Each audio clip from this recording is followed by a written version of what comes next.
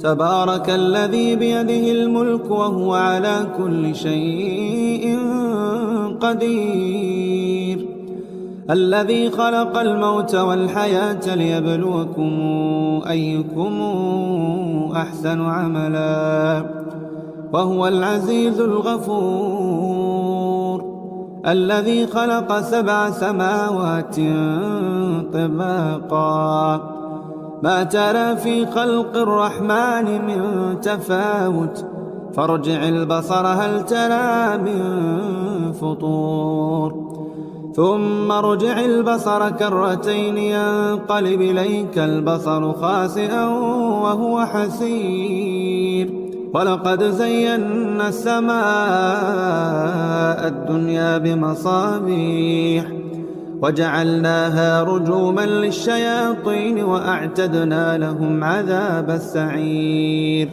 وللذين كفروا بربهم عذاب جهنم وبئس المصير.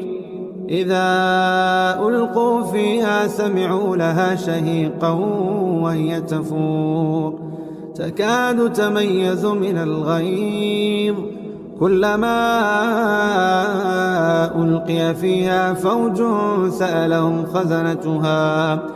سألهم خزنتها ألم يأتكم نذير قالوا بلى قد جاءنا نذير فكذبنا وقلنا ما نزل الله من شيء إن أنتم إلا في ضلال كبير. وقالوا لو كنا نسمع أو نعقل ما كنا في أصحاب السعير فاعترفوا بذنبهم فسحقا لأصحاب السعير. إن الذين يخشون ربهم بالغيب لهم مغفرة وأجر كبير. وأسروا قولكم أو اجهروا به إنه عليم بذات الصدور. ألا يعلم من خلق وهو اللطيف الخبير.